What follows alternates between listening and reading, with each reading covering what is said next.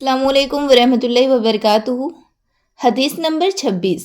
رسول صلی اللہ علیہ وسلم سے دریافت کیا گیا کہ کون سا عمل سب سے افضل ہے؟ آپ صلی اللہ علیہ وسلم نے فرمایا، اللہ اور اس کے رسول پر ایمان لانا۔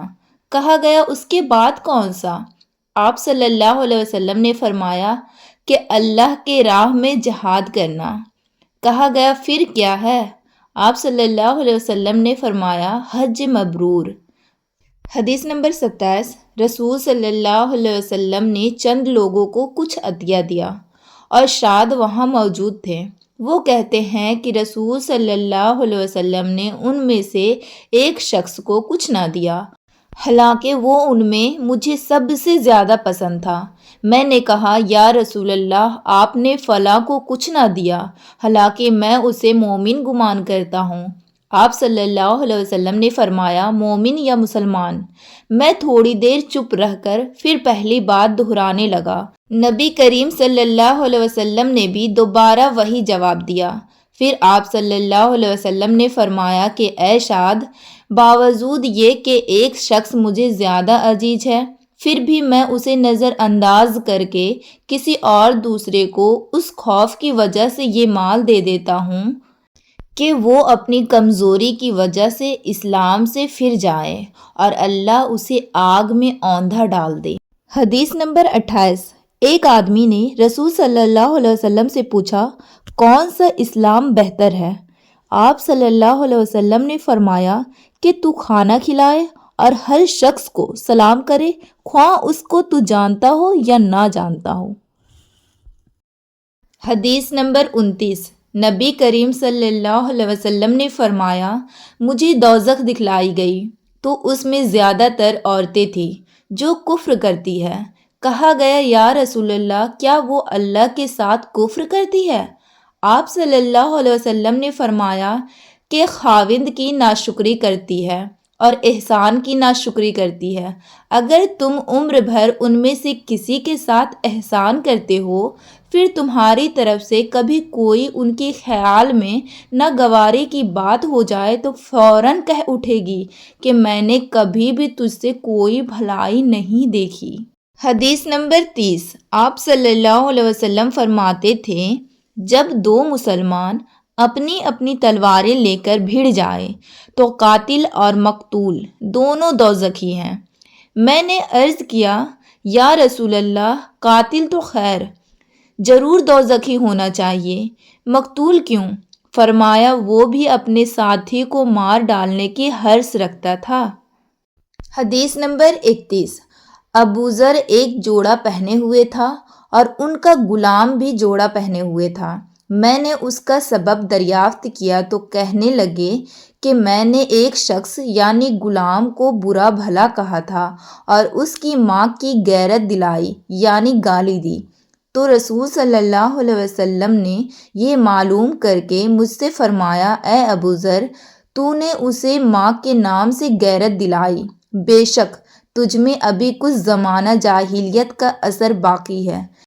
یاد رکھو، ماتحت لوگ تمہارے بھائی ہیں، اللہ نے اپنی کسی مصلحت کے بنا پر انہیں تمہارے قبضے میں دے رکھا ہے، تو جس کے ماتحت اس کا کوئی بھائی ہو تو اس کو بھی وہی کھلائیں جو آپ کھاتے ہیں اور وہی کپڑا اسے پہنائیں جو آپ پہنتے ہیں، اور ان کو اتنے کام کی تکلیف نہ دو کہ ان کے لیے مشکل ہو جائے، اور اگر کوئی سخت کام ڈالو تو تم خود بھی ان کی مدد کرو۔ حدیث نمبر 32۔ جب سورہ انعام کی یہ آیت اتری، جو لوگ ایمان لائیں اور انہوں نے اپنے ایمان میں گناہوں کی آمیزش نہیں کی، تو آپ صلی اللہ علیہ وسلم کے اصحاب نے کہا، یا رسول اللہ، یہ تو بہت ہی مشکل ہے، ہم میں کون ایسے ہیں جس نے گناہ نہیں کیا؟ تب اللہ پاک نے سورہ لقمان کی یہ آیت اتاری کہ بے شک شرک بڑا ظلم ہے۔ حدیث نمبر 33۔ آپ صلی اللہ علیہ وسلم نے فرمایا، منافق کی علامتیں 3 ہیں، جب بات کرے جھوٹ بولے، جب وعدہ کرے اس کے خلاف کرے، اور جب اس کو امین بنایا جائے تو خیانت کرے۔ حدیث نمبر 34۔ رسول صلی اللہ علیہ وسلم نے فرمایا کہ 4 عادتیں جس کسی میں ہو تو وہ خالص منافق ہے، اور جس کسی میں ان 4 میں سے ایک عادت ہو تو وہ بھی منافق ہے جب تک اسے نہ چھوڑ دے۔ وہ یہ ہے، جب اسے امین بنایا جائے تو امانت میں خیانت کرے، اور بات کرتے وقت جھوٹ بولے، اور جب کسی سے عہد کرے تو اسے پورا نہ کرے، اور جب کسی سے لڑے تو گالیوں پر اتر آئے۔ حدیث نمبر 35۔ رسول صلی اللہ علیہ وسلم نے فرمایا، جو شخص سب قدر ایمان کے ساتھ محض ثواب آخرت کے لیے ذکر و عبادت میں گزارے، اس کے گزشتہ گناہ بخش دیے جاتے ہیں۔ حدیث نمبر 36۔ آپ صلی اللہ علیہ وسلم نے فرمایا کہ جو شخص اللہ کی راہ میں جہاد کے لیے نکلا، اللہ اس کا ضامن ہو گیا۔ اللہ تعالیٰ فرماتا ہے، اس کو میرے ذات پر یقین اور میرے پیغمبر کی تصدیق نے اس سرفروشی کے لیے گھر سے نکالا ہے، میں اس بات کا ضامن ہوں، یا تو اس کو واپس کر دوں ثواب اور مال غنیمت کے ساتھ، یا شہید ہونے کے بعد جنت میں داخل کر دوں۔ رسول صلی اللہ علیہ وسلم نے فرمایا، اور اگر میں اپنی امت پر اس کام کا دشوار نہ سمجھتا تو لشکر کا ساتھ نہ چھوڑتا، اور میری خواہش ہے کہ اللہ کی راہ میں مارا جاؤں، پھر زندہ کیا جاؤں، پھر مارا جاؤں، پھر زندہ کیا جاؤں، پھر مارا جاؤں۔ حدیث نمبر 37۔ نبی کریم صلی اللہ علیہ وسلم نے فرمایا، جو کوئی رمضان میں راتوں کو ایمان رکھ کر اور ثواب کے لیے عبادت کرے، اس کے اگلے گناہ بخش دیے جاتے ہیں۔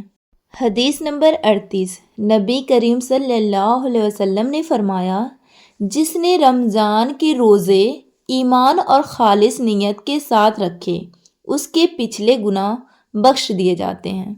حدیث نمبر 39۔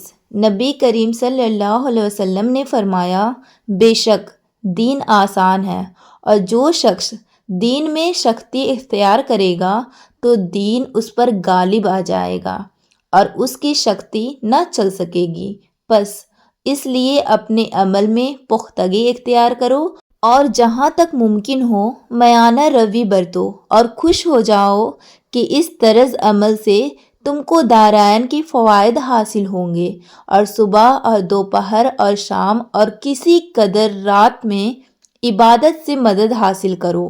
نماز 5 وقتہ بھی مراد ہو سکتی ہے کہ پابندی سے ادا کرو۔ حدیث نمبر 40۔ رسول صلی اللہ علیہ وسلم جب مدینہ تشریف لائے تو پہلے اپنی نانیہال میں اترے جو انصار تھے، اور وہاں آپ صلی اللہ علیہ وسلم نے 16 یا 17 ماہ بیت المقدس کی طرف منہ کر کے نماز پڑھی، اور آپ صلی اللہ علیہ وسلم کی خواہش تھی کہ آپ کا قبلہ بیت اللہ کی طرف ہو۔ جب بیت اللہ کی طرف نماز پڑھنے کا حکم ہو گیا تو سب سے پہلی نماز جو آپ صلی اللہ علیہ وسلم نے بیت اللہ کی طرف پڑھی عصر کی نماز تھی۔ وہاں آپ صلی اللہ علیہ وسلم کے ساتھ لوگوں نے بھی نماز پڑھی۔ پھر آپ کے ساتھ نماز پڑھنے والوں میں سے ایک آدمی نکلا اور اس کا مسجد بنی حارثہ کی طرف گزر ہوا تو وہ لوگ رکوع میں تھے۔ وہ بولا کہ میں اللہ کی گواہی دیتا ہوں کہ میں نے رسول صلی اللہ علیہ وسلم کے ساتھ مکہ کی طرف منہ کر کے نماز پڑھی۔ یہ سن کر وہ لوگ اسی حالت میں بیت اللہ کی طرف گھوم گئے، اور جب رسول صلی اللہ علیہ وسلم بیت المقدس کی طرف منہ کر کے نماز پڑھا کرتے تھے، یہود اور عیسائی خوش ہوتے تھے، مگر جب آپ صلی اللہ علیہ وسلم نے بیت اللہ کی طرف منہ پھیر لیا تو انہیں یہ امر ناگوار ہوا۔ زہیر ایک راوی کہتے ہیں کہ ہم سے ابو اسحاق نے برا سے یہ حدیث بھی نقل کی ہے کہ قبلہ کی تبدیلی سے پہلے کچھ مسلمان انتقال کر چکے تھے، تو ہمیں یہ معلوم نہ ہو سکا کہ ان کی نمازوں کے بارے میں کیا کہیں۔ تب اللہ تعالیٰ نے یہ آیت نازل کی، وَمَا كَانَ اللَّهُ لِيُضِيعَ إِيمَانَكُمْ، سورہ بقرہ آیت نمبر 143۔